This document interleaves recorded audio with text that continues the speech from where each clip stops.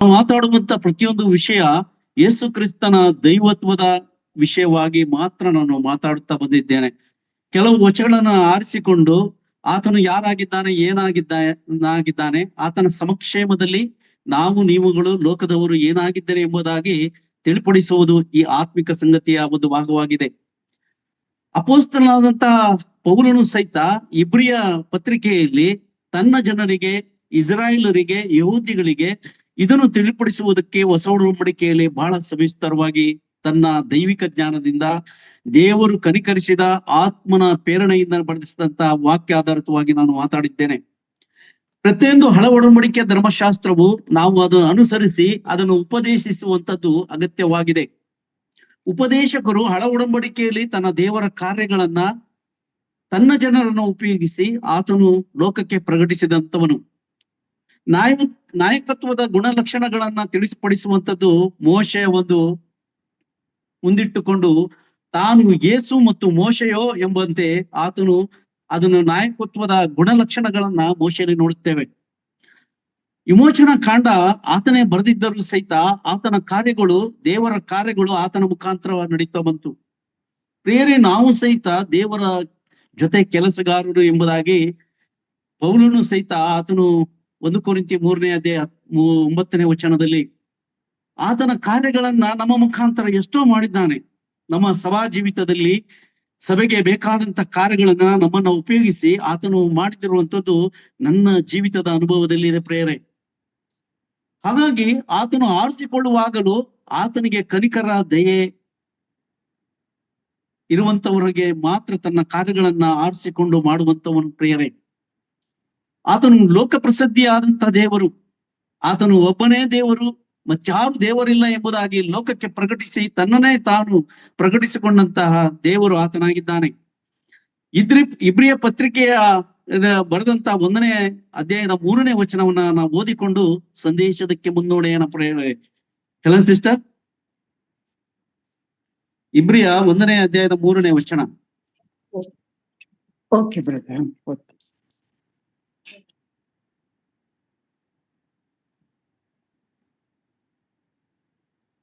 ಓದಿ ಸಿಸ್ಟರ್. 1 ನಿಮಿಷ. ಇಬ್ರಿಯ 1:3.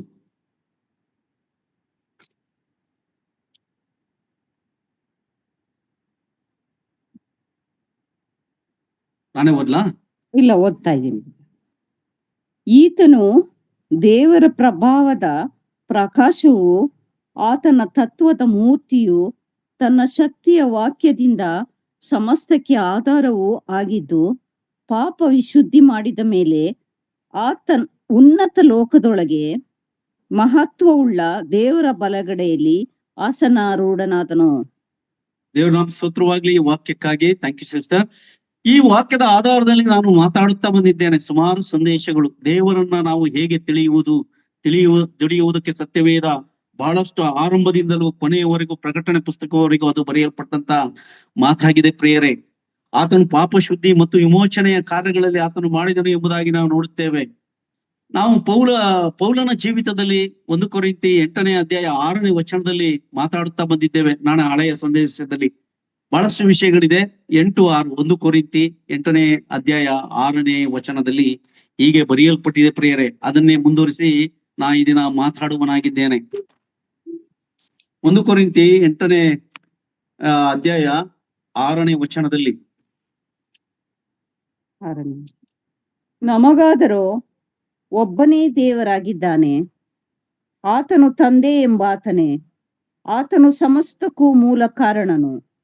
ನಾವು ಆತನಿಗಾಗಿ ಉಂಟಾದೆವು ಮತ್ತು ನಮಗೆ ಒಬ್ಬನೇ ಕರ್ತ, ಆತನು ಯೇಸು ಕ್ರಿಸ್ತನೇ.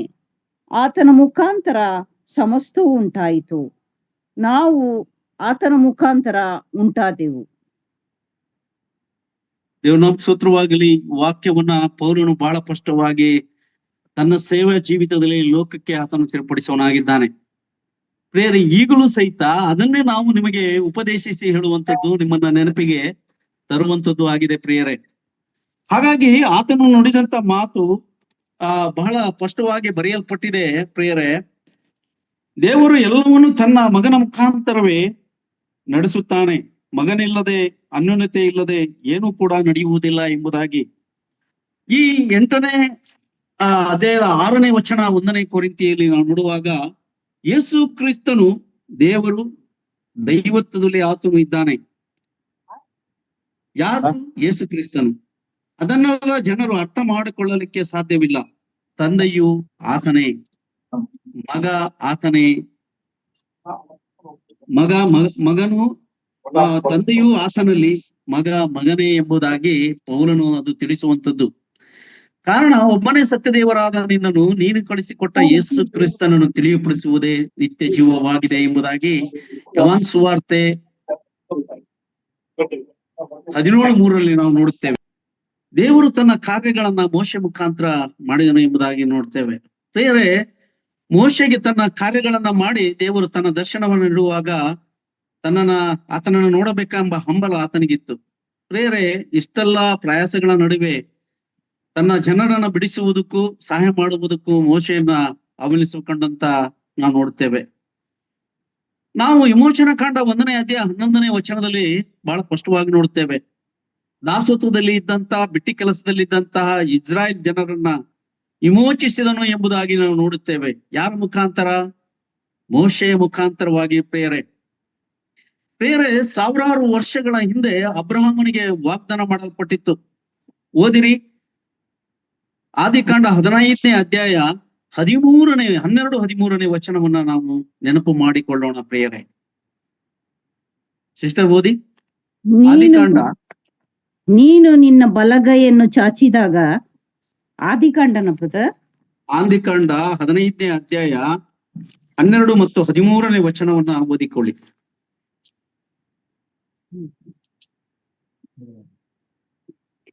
ಒತ್ತು ಮುಳುಗುತ್ತಿರುವಾಗ ಅಬ್ರಾಮನಿಗೆ ಗಾಢ ನಿದ್ರೆ ಹತ್ತಿತು.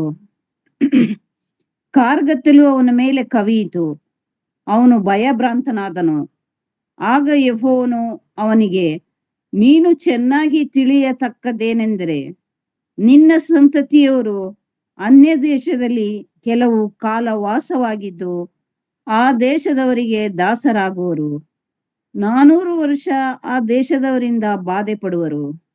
ಅವರಿಂದ ಬಿಟ್ಟಿ ಕೆಲಸ ಮಾಡಿಸಿಕೊಂಡ ಜನಾಂಗವನ್ನು ನಾನು ಶಿಕ್ಷಿಸಿದ ನಂತರ ಅವರು ಬಹಳ ಆಸ್ತಿವಂತರಾಗಿ ಆ ದೇಶದ ಬಿಡುಗಡೆಯಾಗಿ ಬರುವರು. ಸಾಕು ಸಿಸ್ಟರ್, ಧನ್ಯವಾದಗಳು. ಥ್ಯಾಂಕ್ ಯು ವಾಕ್ಯ ಭಾಗಕ್ಕಾಗಿ, ಸಿಸ್ಟರ್ ಓದಿದಕ್ಕಾಗಿ. ದೇವನಾಮ ಸ್ತೋತ್ರ ಈ ವಾಕ್ಯಕ್ಕಾಗಿ. ಪ್ರಿಯರೇ, ಅಬ್ರಹಾಮನಿಗೆ ಈ ಆಲೋಚನೆ ಕರ್ತನಾದ ಯೇಸು ಕ್ರಿಸ್ತನು ಮೊದಲೇ ತಿಳಿಸಿದ್ದನು. ನಿನ್ನ ಸಂತತಿ ಹುಟ್ಟಿಲ್ಲ, ಇನ್ನು ಇಸ್ರಾಯೇಲರು ಹುಟ್ಟಿಲ್ಲ, ಆಗಲೇ ಇನ್ನು ಇಸಾಕನು ಹುಟ್ಟಿಲ್ಲ, ಆಗಲೇ ದೇವರು ತನ್ನ ಕಾರ್ಯಗಳನ್ನ ಅಬ್ರಹಾಮನಿಗೆ ತಿಳಿಸಿದ್ದನು. ನಿನ್ನ ಸಂತತಿ ನಕ್ಷತ್ರದಷ್ಟು ಈ ಲೋಕದಲ್ಲಿ ಹಿಡಿಯದಷ್ಟು ಎಂಬುದಾಗಿ ಆತನು ವಾಗ್ದಾನ ಮಾಡಿದ್ದನು. ಪ್ರಿಯರೇ, ಈ ಸಂತತಿ ಕಷ್ಟಗಳು, ಪ್ರಯಾಸಗಳು ನಡೆಯುತ್ತದೆ ಎಂಬುದಾಗಿ ಮೊದಲೇ ತಿಳಿಸಿದಂತ ದೇವರು ಅವರನ್ನ ಬಿಡಿಸಿ, ವಿಮೋಚಿಸಿ, ಅವರನ್ನ ಒಳ್ಳೆಯ ಮಾರ್ಗದಲ್ಲಿ ನಡೆಸುತ್ತೇನೆ ಎಂಬುದಾಗಿ. ಪ್ರಿಯರೇ, ನಾವು ಸಹಿತ ಕಷ್ಟ ನಷ್ಟಗಳು ಅನುಭವಿಸುತ್ತೇವೆ. ಪ್ರಿಯರೇ, ನಾವು 22ನೇ ಕೀರ್ತನೆ, 23ನೇ ಕೀರ್ತನೆ ಮತ್ತು 24ನೇ ಕೀರ್ತನೆಯಲ್ಲಿ ನಾವು ನೋಡುತ್ತೇವೆ, ದೇವರನ್ನು ನೋಡುವುದಕ್ಕೆ ಯಾರಿಗೂ ಸಾಧ್ಯವಿಲ್ಲ ಎಂಬ ವಾಕ್ಯಾಧಾರದ ಮೇಲೆ ನಾವು ಹೇಳ್ತೇವೆ. ದೇವರು ಆತ್ಮ ಸ್ವರೂಪನು. ಪಾಪ ಸ್ವರೂಪವಾದಂತ ಶರೀರವುಳ್ಳಂತ ನಗ್ನ ಕಣ್ಣುಗಳಿಂದ ದೇವರನ್ನು ನೋಡುವುದಕ್ಕೆ ಅಸಾಧ್ಯವಾದಂತ ಸಂಗತಿ. ಹಾಗಾಗಿ ದೇವರನ್ನು ನೋಡುವುದಕ್ಕೆ ಆಗದೇ ಇರುವಂತಾಗ ಮನುಷ್ಯನು ಕಷ್ಟ ನಷ್ಟಗಳಿಂದ ಮಾಡಿ ಆ ಆತ್ಮ ಸ್ವರೂಪನಾದ ದೇವರನ್ನ ಹೇಗೆ ನೋಡುವುದಕ್ಕೆ ಸಾಧ್ಯ ಎಂಬುದಾಗಿ 22ನೇ ಕೀರ್ತನೆಯಲ್ಲಿ ಇರುತ್ತೇವೆ. 23ನೇ ಕೀರ್ತನೆಯಲ್ಲಿ ಸೋದರ ಫ್ರಾಂಕ್ಲಿನ್ ಜೈರಾಜ್ ಅವರು ಬಹಳ ಸ್ಪಷ್ಟವಾಗಿ ಮಾತಾಡಿದ್ರು. ನಾನು ಎಷ್ಟೋ ವರ್ಷಗಳ ಹಿಂದೆ ನನ್ನ ಸಭೆಯಲ್ಲಿ ಆರಾಧನೆ ಮುಂಚೆ ಈ ಕೀರ್ತನೆಗಳನ್ನ ಮಾಡಿದ್ದೆ. ಪ್ರಿಯರೇ, ಯೆಹೋವನು ನನಗೆ ಕುರುಬನು, ನಾನು ಕೊರತೆ ಪಡೆನು. ನನ್ನನ್ನು ಹಸುರುಗಾವಲಿನಲ್ಲಿ ತಂಗಿಸುತ್ತಾನೆ, ವಿಶ್ರಾಂತಿಕರ ನೀರ ಬಳಿ ತಂಗಿಸುತ್ತಾನೆ. ಪ್ರಿಯರೇ, ಇಸ್ರಾಯೇಲ್ ಜನಾಂಗರು ಮರಳು ಭೂಮಿಯಲ್ಲಿ ಅವರು ಇದ್ದಂಥವರು, ಡೇರೆಗಳಲ್ಲಿ ವಾಸ ಮಾಡಿದಂಥವರು. ಆ ದೇವರನ್ನು ನೋಡದೆ ಇರುವಂತಹ ದೇವರನ್ನ ಬೇಡಿಕೊಂಡ ನಿಮಿತ್ತ, ಪ್ರಾರ್ಥನೆ ನಿಮಿತ್ತ ಅವರು ಬಿಡುಗಡೆ ಹೊಂದಿದರು. ಪ್ರಿಯರೇ, ಪ್ರಾರ್ಥನೆ ನಿಮಿತ್ತ, ವಿಜ್ಞಾಪನೆ ನಿಮಿತ್ತ ಬಿಡುಗಡೆ ಹೊಂದಿದರು. ದೇವರಲ್ಲಿ ಮೊರೆ ಇಟ್ಟಾಗ ಅವರು ಮೊರೆ ಇಟ್ಟರು ಪ್ರಿಯರೇ. ಕೀರ್ತನೆಗಾರನು ಹೇಳುತ್ತಾನೆ, ಹಸಿರು ಹುಲ್ಲು ಗಾವಿನಲ್ಲಿ ಮರಳುಗಾಡಿನಲ್ಲಿ ಡೇರೆಗಳಲ್ಲಿ ವಾಸ ಮಾಡಿದಂತ ದೇವರು ಇವತ್ತು ನಮ್ಮ ಮಧ್ಯೆ ಆತನು ವಾಸ ಮಾಡಿದ್ದಾನೆ. ಕಾರಣ ಮರಳುನಾಡಿನಲ್ಲಿ ಪ್ರಯಾಣವನ್ನು ಮಾಡಿದ ಇಸ್ರಾಯೇಲರನ್ನು ಹಸಿರು ಗಾವಲಲ್ಲಿ ಆತನು ತಂಗಿಸಿದ್ದಾನೆ. ಅದು ವಾಗ್ದಾನ ಪ್ರಿಯರೇ. ಆತನು ನಂಬಿದವರನ್ನ, ಆತನನ್ನ ಅಂಗೀಕರಿಸಿದವರನ್ನ, ಆತನ ಕೃಪೆಗೆ ಪಾತ್ರರಾದವರನ್ನ, ಆತನ ಕನಿಕರ ದಯೆ ತೋರಿಸಿದವರನ್ನ, ಆತನನ್ನು ಆಶ್ರಯಿಸಿಕೊಂಡವರನ್ನ, ಆತನು ದೇವರೆಂದು ಅಂಗೀಕರಿಸಿದವರನ್ನ ಆತನು ಏನು ಮಾಡುತ್ತಾನೆ? ಕಷ್ಟ ನಷ್ಟಗಳ ಮಧ್ಯೆ ಆತನು ಹಸಿರು ಹುಲ್ಲುಗಾವಲುಗಳಲ್ಲಿ ತಂಗಿಸುತ್ತಾನೆ. ಹಸಿರು ಹುಲ್ಲುಗಾವಲು ಅದು ಸಮೃದ್ಧಿಗೆ ಸೂಚನೆಯಾಗಿದೆ ಪ್ರಿಯರೇ. ಪ್ರಿಯರೇ, ಮರಳುಗಾಡಿನಂತೆ ಪರಿಸ್ಥಿತಿಯಲ್ಲೂ ಪ್ರಯಾಣವನ್ನು ಮಾಡುತ್ತಿರುವ ನಮ್ಮನ್ನೂ ಸಹ ಹಸಿರು ಹುಲ್ಲುಗಾವಲುಗಳಲ್ಲಿ ತಂಗಿಸುತ್ತಾನೆ. ಪ್ರಿಯರೇ, ಬಹಳ ಸ್ಪಷ್ಟವಾದಂತ ಸಂಗತಿಗಳು ನಾವು ನೋಡುತ್ತೇವೆ. ಯೆಹೋವನ ಪರ್ವತವನ್ನು ಹತ್ತತಕ್ಕವರು ಯಾರು ಎಂಬುದಾಗಿ 24ನೇ ಕೀರ್ತನೆ ಇಲ್ಲಿದೆ. ಈ ಕೀರ್ತನೆಯ ಭಾಗವನ್ನ ಆರಂಭಿಸುವ ಮುಂಚೆ 15ನೇ ಕೀರ್ತನೆ 1ನೇ ವಚನದಿಂದ 4ನೇ ವಚನದವರೆಗೂ ಅಲ್ಲಿಯೂ ಸ್ಪಷ್ಟ ಬರೆಯಲ್ಪಟ್ಟಿದೆ. ದೇವರ ಸಾನ್ನಿಧ್ಯ ಪರಿಶುದ್ಧವಾದದ್ದು, ಯೋಗ್ಯವಾದದ್ದು, ಅದು ಮಹಿಮೆಯ ಶರೀರದಲ್ಲಿ ಆತನು ನೋಡುವಂಥದ್ದು ಪ್ರಿಯರೇ. ಹಾಗಾಗಿ ಪೌಲನು ಹೇಳ್ತಾನೆ, ಮಗನು ತಂದೆಯು ಆತನೇ, ಮಗನು ಆತನೇ. ಪ್ರಿಯರೇ, ಆತನನ್ನ ನೋಡುವಂತ ಭಾಗ್ಯ ಬಹಳ ಜನರಿಗೆ ಇಲ್ಲ ಪ್ರಿಯರೇ. ಆತ್ಮಿಕವಾದಂತ ಸಂಗತಿಗಳು. ಈ ಶರೀರ ಮಲಿನವಾದಂತ ಶರೀರವನ್ನ ನಾವು ಒಳ್ಳೆ ಒಳ್ಳೆ ಸೋಪು ಸುಗಂಧದಿಂದ ಅದನ್ನು ಸ್ವಚ್ಛಗೊಳಿಸಬಹುದು. ಆತ್ಮಕ್ಕೆ ಆದಂತಹ ಪಾಪ ಶುದ್ಧಿ ಅದು ಕರ್ತನಾದ ಯೇಸು ಕ್ರಿಸ್ತನಿಂದಲೇ ಪ್ರಿಯರೇ. ಪ್ರಿಯರೇ, ಆತನು ಪಾಪ ಶುದ್ಧಿ ಮಾಡುವುದೇನೆ ಎಂಬುದಾಗಿ ಇಬ್ರಿಯ ಪತ್ರಿಕೆ 1ನೇ ಅಧ್ಯಾಯದ 3ನೇ ವಚನದಲ್ಲಿ ನಾವು ನೋಡುತ್ತೇವೆ. ಇದನ್ನೆಲ್ಲ ಯಾಕೆ ಎಂಬುದಾಗಿ ನೋಡುವಾಗ, ಆ ಪ್ರಾರ್ಥನೆ ಕೇಳುವಂಥದ್ದು ಯಾವುದು ಎಂಬುದಾಗಿ ನೋಡುವಾಗ 66ನೇ ಕೀರ್ತನೆ 18ನೇ ವಚನದಲ್ಲಿ ಒಂದು ಮಾತು ಕೀರ್ತನೆಗಾರನು ಹೀಗೆ ಬರೆಯುತ್ತಾ ಇದ್ದಾನೆ ಪ್ರಿಯರೇ. 66ನೇ ಕೀರ್ತನೆ 18ನೇ ವಚನದಲ್ಲಿ ಹೀಗೆ ಬರೆಯಲ್ಪಟ್ಟಿದೆ ಪ್ರಿಯರೇ. ನಾನು ಕೆಟ್ಟತನದ ಮೇಲೆ ಮನಸ್ಸಿಟ್ಟಿದ್ದರೆ ಸ್ವಾಮಿಯು ನನ್ನ ವಿಜ್ಞಾಪನೆಯನ್ನು ಕೇಳುತ್ತಿದ್ದಿಲ್ಲ. Thank you sister. ಸಾಕು, ಓದಿ. ನಾನು ಕೆಟ್ಟತನದ ಮೇಲೆ ಮನಸ್ಸಿಟ್ಟಿದ್ದರೆ ಸ್ವಾಮಿಯು ನನ್ನ ವಿಜ್ಞಾಪನೆಯನ್ನು ಕೇಳುತ್ತಿದ್ದಿಲ್ಲ, ಆದರೆ ದೇವರು ನನ್ನ ಮೊರೆಯನ್ನು ಲಕ್ಷಿಸಿ ಕೇಳಿದ್ದಾನಲ್ಲ. Thank you sister. ದೇವನಾಮ ಸ್ತೋತ್ರವಾಗಲಿ. ಪ್ರಿಯರೇ, ನಾವು ಆತ್ಮಿಕರಾಗಿ ಯೇಸು ಕ್ರಿಸ್ತನನ್ನು ಅಂಗೀಕರಿಸಿದ ಲೋಕದಲ್ಲಿ ಬಹಳಷ್ಟು ಜನರಿದ್ದಾರೆ ಪ್ರಿಯರೇ. ನಾವು ಜನರು ಆತ್ಮ ಸಂಬಂಧದಲ್ಲಿ ದೇವರನ್ನ ಆರಾಧಿಸಬೇಕೆಂಬುದಾಗಿ ಯೋಹಾನ ಸುವಾರ್ತೆ 4:24 ನೋಡ್ತೇವೆ. ಕೆಲವರು ಇವತ್ತು ಅದನ್ನ ಮರೆತು ಹೋಗಿದ್ದಾರೆ.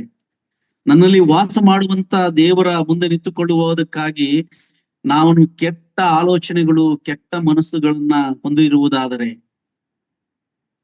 ನನ್ನ ಪ್ರಾರ್ಥನೆ, ನನ್ನ ವಿಜ್ಞಾಪನೆ, ನನ್ನ ಕಾರ್ಯಗಳು ಅದು ಫಲಕಾರಿಯಾಗುವುದಿಲ್ಲ.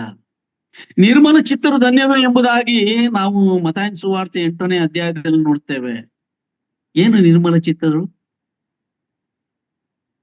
ಬ್ರದರ್ ಪ್ರಸಂಗ ಮಾಡಿದ್ದಾರೆ, ನಿಮಗೆಲ್ಲ ಅರಿವು ಆಗಿರಬೇಕು.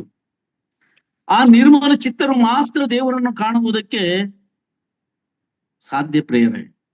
ಒಮ್ಮೆ ಅರಸನು ಒಂದು ಆತ್ಮಿಕ ಕಥೆಗಳನ್ನ ನಿಮ್ಮೊಟ್ಟಿಗೆ ಹಂಚಿಕೊಳ್ಳುವನಾಗಿದ್ದೇನೆ. ಅರಸನಿಗೆ ದೇವರ ಪ್ರತ್ಯಕ್ಷ ಆಯ್ತು, ದರ್ಶನ ಆಯ್ತು.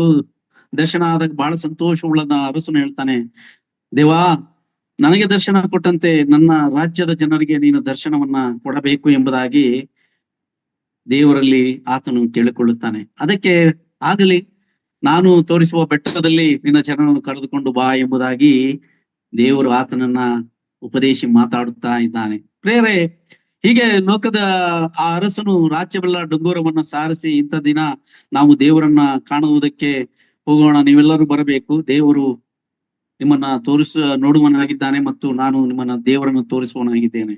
ಒಂದು ಪರ್ವತವನ್ನು ಹತ್ತುತ್ತಿರುವಾಗ ಪ್ರಜೆಗಳೆಲ್ಲರೂ ಹತ್ತು ಹೋದರು. ಪ್ರೇರೆ, ಗುಡ್ಡ ಹತ್ತುತ್ತಾ ಅಲ್ಲಿರುವಂತಹ ಖನಿಜ ಸಂಪತ್ತುಗಳು ಕಂಡು, ತಾಮ್ರದ ಖನಿಜ ಸಂಪತ್ತುಗಳು ಕಂಡು ಬಂದಂತ ಜನರಲ್ಲಿ ಸ್ವಲ್ಪ ಜನರು ಅದು ಎತ್ತುಕೊಂಡು ಹೋದರು. ದೇವರನ್ನು ನೋಡುವುದಕ್ಕೆ, ದೇವರನ್ನ ಕಾಣುವುದಕ್ಕೆ ಬಯಸಿ ಬಂದಂತ ಜನರು ಆ ಖನಿಜ ಸಂಪತ್ತು, ತಾಮ್ರದ ಖನಿಜ ಸಂಪತ್ತು ಕಂಡು ಬೆಟ್ಟದಲ್ಲಿ ಅವರು ಹೊತ್ತುಕೊಂಡು ಮನೆಗೆ ಹೋದರು ಪ್ರಿಯರೇ. ಇನ್ನು ಮುಂದೆ ಸಾಗುತ್ತಾ ಇನ್ನು ಹೋಗುತ್ತಾ ಇರುವಾಗ ಆ ಗುಡ್ಡದಲ್ಲಿ ಬೆಳ್ಳಿ ನಿಕ್ಷೇಪವಿರುವಂತಹ ಖನಿಜ ಸಂಪತ್ತುಗಳು ಅಲ್ಲಿ ಕಂಡವು. ಎಷ್ಟೋ ಜನರು ಅದನ್ನ ಹೊತ್ತುಕೊಂಡು ಅದು ಹೋದರು ಪ್ರಿಯರೇ. ಇನ್ನು ಮುಂದಕ್ಕೆ ಹೋದಾಗ ಅಲ್ಲಿ ಚಿನ್ನ ಇರುವುದನ್ನು ಕಂಡು ಜನರೆಲ್ಲದನ್ನು ಹೊತ್ತುಕೊಂಡು ತಮ್ಮ ತಮ್ಮ ಮನೆಗಳಿಗೆ ಹೊತ್ತುಕೊಂಡು ಪ್ರಯಾಸದಿಂದ ಹೋದರು ಪ್ರಿಯರೇ. ಇನ್ನೇನು ದೇವರು ಪ್ರತ್ಯಕ್ಷನಾಗಿರಬೇಕು, ಕೇಳಬೇಕು. ಅರಸನಿಗೆ ಕೇಳ್ತಾನೆ, ನೀನು ಮಾತಿಗೆ ತಪ್ಪಂತೆ ನಿನ್ನ ಜನರನ್ನು ಕರೆದುಕೊಂಡು ಬಂದೀಯಾ ಎಂಬುದಾಗಿ. ಆಗ ಹೌದು ದೇವರೇ, ಇಲ್ಲಿ ಬಂದಿದ್ದಾರೆ ನೋಡಿರಿ ಎಂಬುದಾಗಿ ಹಿಂತಿರುಗಿ ನೋಡುವಾಗ ಯಾರು ಇರಲಿಲ್ಲ ಪ್ರಿಯರೇ. ಅರಸನೊಬ್ಬನೇ ಅಲ್ಲಿ ನಿಂತಿದ್ದ. ಈ ಜನರು ಹಾಗೆ ನಾನೇ ಈ ಲೋಕಕ್ಕೆ ಅರಸನು ಎಂಬುದಾಗಿ ಹೇಳಿದರೂ ಸಹಿತ ಇಸ್ರಾಯೇಲರು ಅರಸುತನವನ್ನ ನಿರಾಕರಿಸಿದರು. ನಮಗೆ ಲೋಕದ ರೀತಿ, ಲೋಕದ ಸಂಬಂಧದ ರೀತಿಯಲ್ಲಿ ನಮಗೆ ಬೇಕು, ಲೋಕದ ರೀತಿಯಲ್ಲಿ ನಡೆದುಕೊಳ್ಳಬೇಕು, ನಮಗೆ ಲೋಕದ ರೀತಿಯಾಗೆ ಅರಸನ ಬೇಕು, ನನ್ನ ಅರಸುತನ ಅವರಿಗೆ ಬೇಡವಾಗಿದೆ. ಸಮಯಲನಿಗೆ ಹೇಳಿದಂತ ಮಾತು,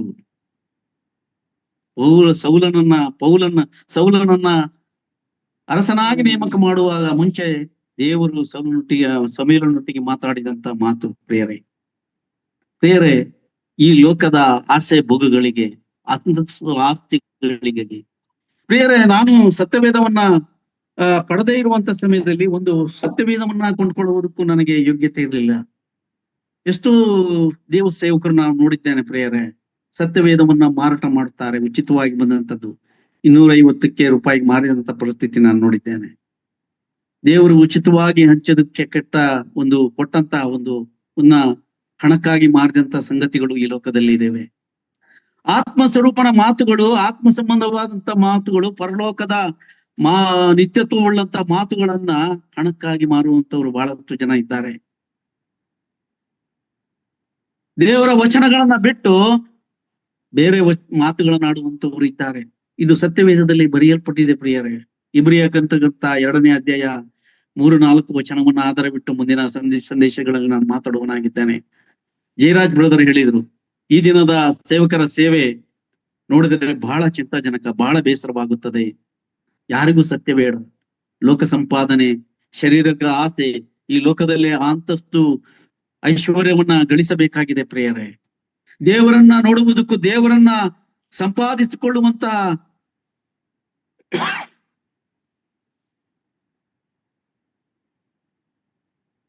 ದೇವರನ್ನ ಹುಡುಕುವಂತ ವಾಕ್ಯಗಳು ಅವರಿಗೆ ಬೇಡವಾಗಿದೆ.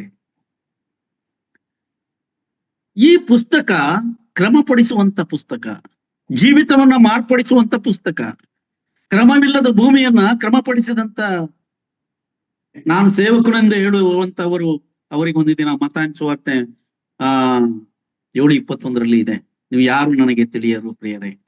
ಎಷ್ಟೋ ಜನರನ್ನ ಸ್ವರ್ಗಕ್ಕೆ ಕರೆದುಕೊಂಡು ಹೋಗುವಂತ ಸೇವಕರು ನರಕಕ್ಕೆ ಪ್ರಿಯರೇ, ಬಹಳ ಕಷ್ಟಕರವಾದಂತ ಸಂಗತಿ. ನಾವು ಆತ್ಮ ಸಂಬಂಧ ವಿಷಯವಾಗಿ ಈ ಶರೀರ ಸಂಬಂಧದಲ್ಲಿ ನಾವು ಆಲೋಚಿಸಬೇಕಾಗಿದೆ. ನನ್ನೊಳಗೆ ಆತ್ಮವಿದೆ, ದೇವರ ಆತ್ಮನ ಮಟ್ಟಿಗೆ ಇದ್ದಾನೆ ಎಂಬುದಾಗಿ ಭಯ ಭಕ್ತಿ ನಮಗಿರಬೇಕು. ನನ್ನ ಕಾರ್ಯಗಳು, ನನ್ನ ಆಲೋಚನೆಗಳು ಆತನು ತಿಳಿದವನಾಗಿದ್ದಾನೆ ಎಂಬುದಾಗಿ. ಹಾಗಾಗಿ ಪೌಲನು ಬಹಳ ಪ್ರಯಾಸ ಆತನ ಜೀವಿತದಲ್ಲಿ. ಬೇರೆ ಆತನು ನುಡಿಯುವಂತ ಕಾರ್ಯಗಳನ್ನು ನೋಡುವಾಗ, ಹಸುರುಗಾವಲುಗಳಲ್ಲಿ ನಿನ್ನನ್ನು ತಂಗಿಸುತ್ತಾನೆ.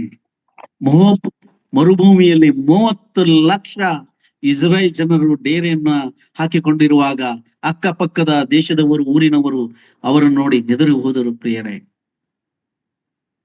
ಆತನು ನನ್ನ ವಿಮೋಚನಾ ಕರ್ತನು, ಅದ್ಭುತ ಸ್ವರೂಪನಾದಂತ ದೇವರು. ದೇವರನ್ನು ನೋಡುವುದಕ್ಕೆ ಸಾಧ್ಯವಾಗದೇ ಇರುವಾಗ ಆತನು ಶರೀರಧಾರೆಯಾಗಿ ನರ ಅವತಾರವೆತ್ತಿ ಬಂದನು, ಅಂದರೆ ಇಳಿದು ಬಂದನು, ನಮ್ಮ ಮಧ್ಯೆ ವಾಸ ಮಾಡಿದನು ಪ್ರಿಯರೇ. ಮೋಶೆಯನ್ನು ನೋಡುವಾಗ ಆ ಮೋಶೆ ಯೇಸು ಕ್ರಿಸ್ತನಿಗೆ ಸಾದೃಶ್ಯನಾದಂಥವನು. ದೇವರೇ ಆ ರೀತಿಯಾಗಿ ದೇವರೊಟ್ಟಿಗೆ ಆತನು ನೋಡುವಾಗ ನಾವು ಹಳೆ ಒಡಂಬಡಿಕೆಯಲ್ಲಿ ನೋಡುತ್ತೇವೆ. ಹೊಸ ಒಡಂಬಡಿಕೆ ಅದೇ ನನ್ನ ಕರ್ತನಾದ ಯೇಸು ಕ್ರಿಸ್ತನು ನಮ್ಮನ್ನ ನಿಮ್ಮನ್ನ ಆ ಪಾಪದ ವಿಮೋಚನೆಯನ್ನ ಮಾಡುವುದಕ್ಕಾಗಿ ಆತನು ಈ ಲೋಕಕ್ಕೆ ಬಂದನು ಪ್ರಿಯರೇ. ಆತನ ವಿಷಯವಾಗಿ ನಮಗೆ ಆತನು ಎಲ್ಲವನ್ನ ತನ್ನ ಹಳೆ ಒಡಂಬಡಿಕೆಯಲ್ಲಿ ಮನುಷ್ಯನ ಜೀವಿತ, ಕಷ್ಟ, ಪ್ರಯಾಸ, ನೋವುಗಳ ಮಧ್ಯೆ ದೇವರನ್ನ ತಿಳಿಯುವುದಕ್ಕೆ ಆತನು ಪ್ರಯಾಸಪಟ್ಟನು. ಅವರನ್ನ ಯಾಕೆ ವಿಮೋಚಿಸಿದನು ಎಂಬುದಾಗಿ ನಾವು ನೋಡುವಾಗ ನಾವು ಧರ್ಮೋಪದೇಶ 5ನೇ ಅಧ್ಯಾಯ 15ನೇ ವಚನವನ್ನ ನಾವು ನೋಡುತ್ತೇವೆ. ಧರ್ಮೋಪದೇಶ ಕಾಂಡ 5ನೇ ಅಧ್ಯಾಯ 15ನೇ ವಚನದಲ್ಲಿ ಯಾತಕ್ಕಾಗಿ ಅವರನ್ನ ವಿಮೋಚಿಸಿದನು ಎಂಬುದಾಗಿ ನಾವು ನೋಡುವರಾಗಿದ್ದೇವೆ. ಧರ್ಮೋಪದೇಶ ಕಾಂಡ 5:15. ಐಗುಪ್ತ ದೇಶದಲ್ಲಿ ನೀವು ದಾಸತ್ವದಲ್ಲಿದ್ದದ್ದನ್ನು ನಿಮ್ಮ ದೇವರಾದ ಯೆಹೋವನು ಭುಜಾಪರಾಕ್ರಮದಿಂದಲೂ ಶಿಕ್ಷಾ ಹಸ್ತದಿಂದಲೂ ನಿಮ್ಮನ್ನು ಬಿಡುಗಡೆ ಮಾಡಿದ್ದನ್ನು ಜ್ಞಾಪಕ ಮಾಡಿಕೊಳ್ಳಿರಿ. ನೀವು ಸಬ್ಬತ್ ದಿನವನ್ನು ಆಚರಿಸಬೇಕೆಂಬುದನ್ನು ನಿಮ್ಮ ದೇವರಾದ ಯೆಹೋವನು ಇದಕ್ಕಾಗಿಯೇ ಆಜ್ಞಾಪಿಸಿದ್ದಾನೆ. ದೇವನಾಮ ಸ್ತೋತ್ರವಾಗಲಿ. ಪ್ರಿಯರೇ, ಆತನನ್ನ ಆರಾಧಿಸಬೇಕು, ಆತನನ್ನ ಮಾಡಿದ ಉಪಕಾರಗಳಿಗೆ ಸ್ತುತಿ ಸ್ತೋತ್ರ ಸಲ್ಲಿಸಬೇಕೆಂಬುದಾಗಿ ಆ ಸಬ್ಬತ್ ದಿನವನ್ನ ಆಚರಿಸುವುದಕ್ಕಾಗಿ ಆತನನ್ನ ಐಗುಪ್ತದಿಂದ, ಬಿಟ್ಟಿ ಕೆಲಸದಿಂದ, ಕಷ್ಟ ನಷ್ಟಗಳಿಂದ ಬಿಡಿಸಿ ಬಂದಿದ್ದಾನೆ. ಪ್ರಿಯರೇ, ನಮ್ಮ ಜೀವಿತದಲ್ಲೂ ಸಹಿತ ಅದಾಗಿದೆ. ಪ್ರಿಯರೇ, 84ನೇ ಕೀರ್ತನೆ 2ನೇ ವಚನದಲ್ಲಿ ಹೀಗೆ ಬರೆಯಲ್ಪಟ್ಟಿದೆ. 84ನೇ ಕೀರ್ತನೆ 2ನೇ ವಚನ, 1ನೇ ವಚನ, 1ನೇ ವಚನ.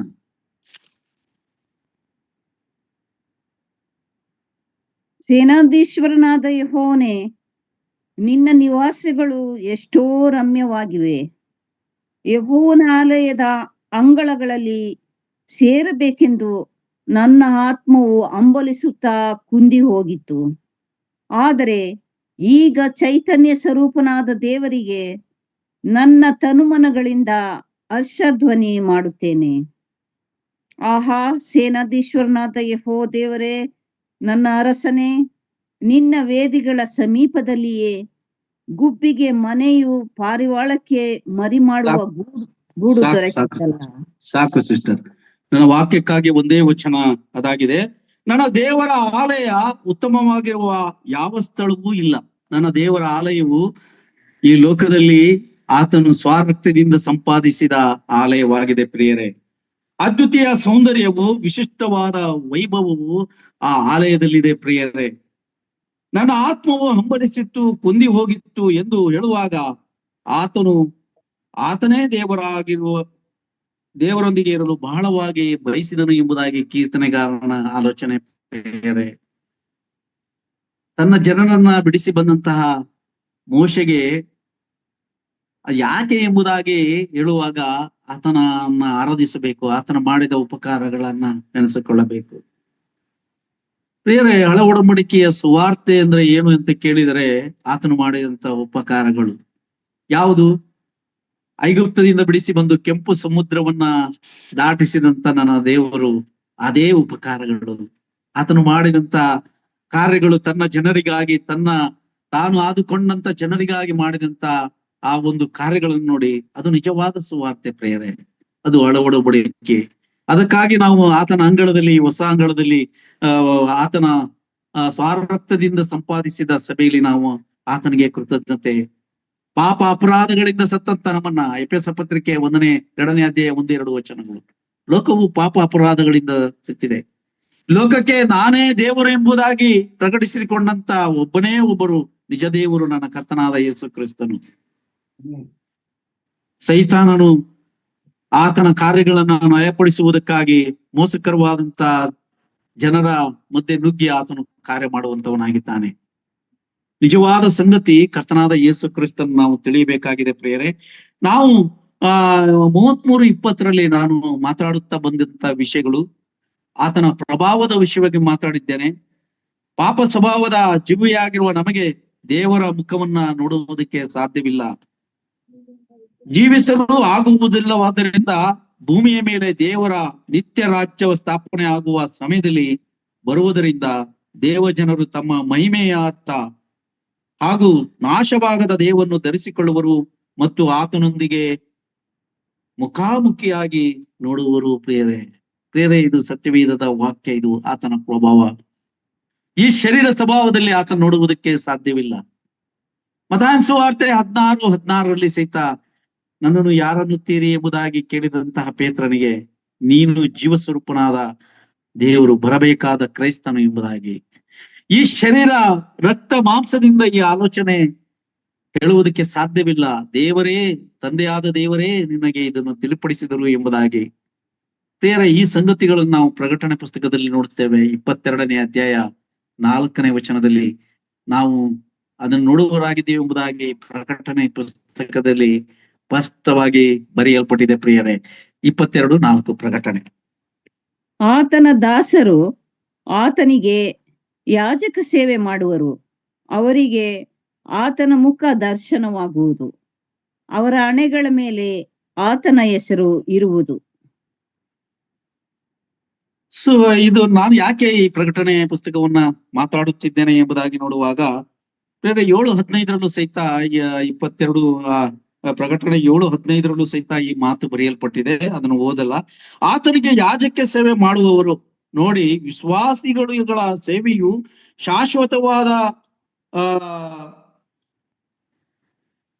ಶಾಶ್ವತವಾದ ಯುಗವನ್ನು ಪ್ರವೇಶಿಸಿದ ನಂತರ ಮುಕ್ತಾಯವಾಗುವುದಿಲ್ಲ. ದೇವರಿಗೆ ನಿತ್ಯಕ್ಕೂ ಸೇವೆ ಮಾಡುವ ಭಾಗ್ಯ ಮತ್ತು ಸೇವೆ ಇರುತ್ತದೆ ಎಂಬುದಾಗಿ. ಆಗ ಆತನನ್ನ ನಾವು ಮುಖಾಮುಖಿಯಾಗಿ ನೋಡುವುದಕ್ಕೆ ಸಾಧ್ಯ. ಪ್ರಿಯರೇ, ಬಹಳ ಪ್ರಿಯರೇ, ನಾವು ಎಷ್ಟೋ ವಿಷಯಗಳನ್ನ ತಿಳಿಸಿದ್ದೇವೆ. ಯಾರ ಮೇಲೆ ಕರುಣೆ ಇದೆಯೋ, ಯಾರ ಮೇಲೆ ದಯೆ ಇರೋ ಅವರಿಗೆ ನನ್ನ ದಯೆಯನ್ನ ನಾನು ತೋರಿಸ್ತೇನೆ, ನನ್ನನ್ನು ನೋಡುವುದಕ್ಕೆ ಸಾಧ್ಯ ಎಂಬ ಮಾತು ನಾವು ವಿಮೋಚನ ಕಾಂಡ 34:6 ಬರೆಯಲ್ಪಟ್ಟಿದೆ. ಅದನ್ನ ಸ್ಪಷ್ಟವಾಗಿ ಸ್ವಲ್ಪ ಆಲೋಚನೆ ಮಾಡಿಕೊಳ್ಳೋಣ.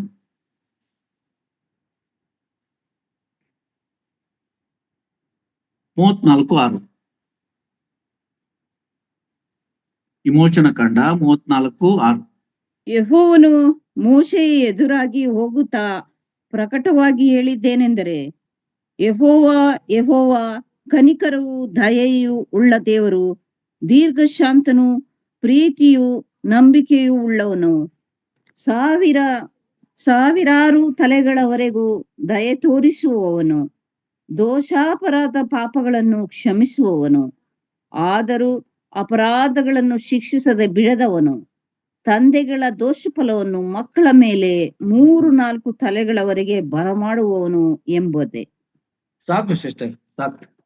ಬೇರೆ ದೇವರ ಮಾತುಗಳನ್ನ ನಾವು ಆಲಿಸಿ ನಡೆಯಬೇಕು. ಎಷ್ಟೋ ಜನರು ಇವತ್ತು ದೇವರ ವಾಕ್ಯವನ್ನ ಕೇಳುತ್ತಾರೆ, ಅನುಸರಿಸಿ ನಡೆಯುವರಲ್ಲ. ನಾಳೆ ಮಾಡಿದರೆ ಆಯ್ತು, ನಾಡ್ದು ಮಾಡಿದರೆ ಆಯ್ತು. ಸೈಮನ್ ಬ್ರದರ್ ಈಗ ಹೇಳ್ತಾ ಇದ್ರು, ಆರ್ಡರ್ ಮಾಡ್ತಾ ಇದ್ರು, ಚಿಕನ್ ಕಬಾಬ್, ಚಿಕನ್ ಚಿಲ್ಲಿ, ಮಶ್ರೂಮ್ ಕಬಾಬ್. ಇವೆಲ್ಲ ನಮ್ಮ ಶರೀರಕ್ಕೆ ಬೇಕು, ಇವೆಲ್ಲ ಶಾಶ್ವತ ಅಲ್ಲ. ನಾಳೆ ಮತ್ತೆ ಅದೇ ತಿನ್ನಬೇಕೆಂಬ ಹಂಬಲ. ಬೇರೆ ನಿಜವಾದ ನಮ್ಮ ಆತ್ಮಿಕ ಆಹಾರ ಅದು ದೇವರ ವಾಕ್ಯವಾಗಿದೆ. ಮನುಷ್ಯನು ರೊಟ್ಟಿ ಮಾತ್ರ ತಿನ್ನೋದಕ್ಕೆ ಮಾತ್ರಕ್ಕೆ ಬದುಕುವುದಿಲ್ಲ, ದೇವರ ವಾಕ್ಯದಿಂದಲೂ ಆತನು ಬದುಕುತ್ತಾನೆ ಎಂಬುದಾಗಿ ಮತ್ತಾಯನ ಸುವಾರ್ತೆ 4ನೇ ಅಧ್ಯಾಯದಲ್ಲಿ ನೋಡುತ್ತೇವೆ. ಬೇರೆ ನಮ್ಮ ಉನ್ನತಿ, ನಮ್ಮ ಸನ್ಮಾನ, ಗೌರವ ಈ ಲೋಕಯಾತ್ರೆಯಲ್ಲಿ ಎಲ್ಲವೂ ಆತನೇ. ಆತನ ಮಾತಿಗೆ ವಿಧೇಯರಾಗಿ, ಆತನ ವಾಕ್ಯಕ್ಕೆ ವಿಧೇಯರಾಗಿ, ಆತನ ಸನ್ನಿಧಿಯಲ್ಲಿ ಭಯಭಕ್ತಿ ಉಳ್ಳವರಾಗಿ ನಾವು ಜೀವಿಸೋಣ. ಬೇರೆ ಮೋಶೆಯ ವಿಷಯದಲ್ಲಿ ನಾನು ಹೇಳುತ್ತಾ ಬಂದೇನೆ, ಹಸುರುಗಾವಲುಗಳಲ್ಲಿ ಆತನು ತಂಗಿಸಿದನು ಎಂಬ ವಾಗ್ದಾನ. ಇವತ್ತು ನಮಗೂ ಬಡತನ, ದಾರಿದ್ರ್ಯ ಇದೆ, ಎಷ್ಟೋ ಜನರಿಗೆ ಕಷ್ಟಗಳಿದೆ. ಯಾಕಂದ್ರೆ ತಮ್ಮ ಕೈ ಪ್ರಯಾಸ ಮತ್ತು ತಮ್ಮ ಜ್ಞಾನದಿಂದ ಬದುಕುವುದಕ್ಕೆ ಪ್ರಯತ್ನ ಮಾಡುತ್ತಾರೆ. ಬೇರೆ ಇದು ವ್ಯರ್ಥ. ನಾನು 30 ವರ್ಷಗಳ ಒಬ್ಬ ಉದ್ಯಮಿ, 30 ಕೋಟಿಗೂ ಹೆಚ್ಚು ವ್ಯವಹಾರ ಮಾಡಿ ಬಂದಂತವನು, 30 ರೂಪಾಯಿಗಳಿಗೂ ಬೆಲೆ ಇಲ್ಲದವನಾದನು. ಕೇವಲ 6,000ಕ್ಕೆ ತಿಂಗಳಿಗೆ ಸಂಬಳಕ್ಕೆ ಇದ್ದವನು. ನಾನು ಏನು ಮಾಡಿದರೂ ನನ್ನ ಕೈ ಹಿಡಿಯದಂತಹ ಕಾರ್ಯಗಳನ್ನು ನೋಡುವಾಗ ದೇವರ ಆರಿಸಿಕೊಂಡ ನಿಮಿತ್ತವಾಗಿ, ಬೇರೆ ಇದು ನನ್ನ ಜೀವಿತದಲ್ಲಿ ನಡೆದ ಘಟನೆ. ನಿನ್ನನ್ನು ಹಸುರುಗಾವಲುಗಳಲ್ಲಿ ತಂಗಿಸುತ್ತೇನೆ ಎಂಬುದಾಗಿ ನಮ್ಮನ್ನು ಹೇಳುವಂತವನು. ಕಾರಣ ಆತನು ನಂಬಿ ಆತನ ಮಾತಿಗೆ ವಿಧೇಯರಾಗಿ ನಡೆಯುವುದಾದರೆ. ಮರಳುಗಾಡಿನಲ್ಲಿದ್ದಂಥವರನ್ನ, ಬಿಟ್ಟಿ ಕೆಲಸದಲ್ಲಿದ್ದಂತ ಆತನು ಹೇಳ್ತಾನೆ. ನಾವು ವಿಮೋಚನ ಕಾಂಡ 1ನೇ ಅಧ್ಯಾಯ 11ನೇ ವಚನದಲ್ಲಿ 2 ಪಟ್ಟಣಗಳು ಫರೋಹನನ್ನು ಕಟ್ಟಿಸಿದನು ಅವರ ಮುಖಾಂತರವಾಗಿ. ಅವರಿಗೆ ಕೇವಲ ಶಾರೀರಿಕ ಆಹಾರವನ್ನು ಕೊಟ್ಟು ಬಿಟ್ಟಿ ಕೆಲಸವನ್ನು ಮಾಡಿಸಿದ್ದನು ಎಂದು ನೋಡುತ್ತೇವೆ. ಬೇರೆ ಇವತ್ತು ದೇವರು ನಮ್ಮ ಕುಟುಂಬ, ನಮ್ಮ ಮಕ್ಕಳ ಜೀವಿತ, ಮಕ್ಕಳ ಜ್ಞಾನವನ್ನ ಕೊಟ್ಟು ಯೋಗ್ಯವಾಗಿ ನಡೆಸಿದ್ದಾನೆ ಪ್ರಿಯರೇ. ದೇವ್ರ ನಾಮ ಸ್ತೋತ್ರವಾಗ್ಲಿ. ನನ್ನ ಸಾಕ್ಷಿ, ಯಾಕೆ ನಾನು ಈ ಸಾಕ್ಷಿ ಹೇಳ್ತೀವಿ ಅಂದ್ರೆ, ಕೀರ್ತನೆ 103ನೇ ಕೀರ್ತನೆ 22ನೇ ವಚನದಲ್ಲಿ ಹೀಗೆ ಬರೆಯಲ್ಪಟ್ಟಿದೆ ಪ್ರಿಯರೇ. ಸಿಸ್ಟರ್ ಓದಿ 103ನೇ ಕೀರ್ತನೆ 22ನೇ ವಚನ.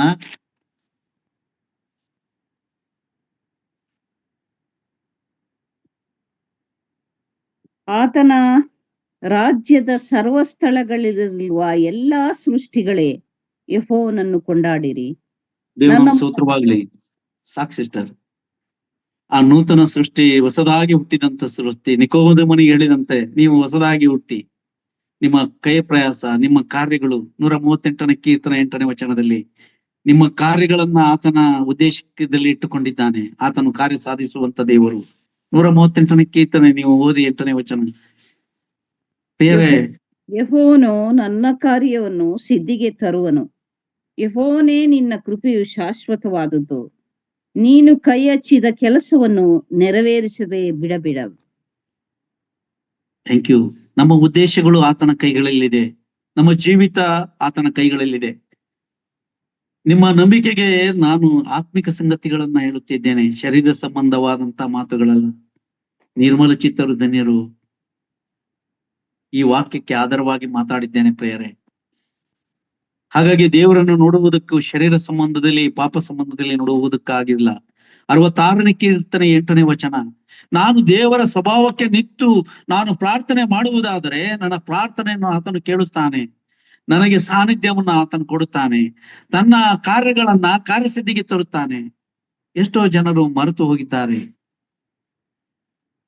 ದಶಾಂಶವನ್ನ ಕೇಳುವಂತ ಸೇವಕರು ಇದ್ದಾರೆ. ಇವತ್ತು 50,000 ಸಂಬಳ ಇದ್ರೆ 5,000 ಅವ್ರಿಗೆ ಕೊಡ್ಲೇಬೇಕು. ಕರ್ತನ ಹೆಸರಿನಲ್ಲಿ ಸಂಪಾದನೆ ಮಾಡ್ತಾರೆ, ದೇವರ ರಾಜ್ಯಕ್ಕಾಗಿ ಅಲ್ಲ.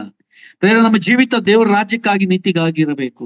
ಈ ಲೋಕವನ್ನು ಬಿಟ್ಟು ಹೋಗುವಂತ ನಾವು ಆತ್ಮಗಳಾಗಿ ಆತನ ಮುಂದೆ ನಿಲ್ಲುವಾಗ ಹೊಸ ಶರೀರವನ್ನು ಧರಿಸಿಕೊಳ್ಳುತ್ತೇವೆ ಎಂಬುದಾಗಿ ಪ್ರಕಟಣೆ ಪುಸ್ತಕ 22:4 ನಾವು ನೋಡುವವರಾಗಿದ್ದೇವೆ ಪ್ರೇರೆ.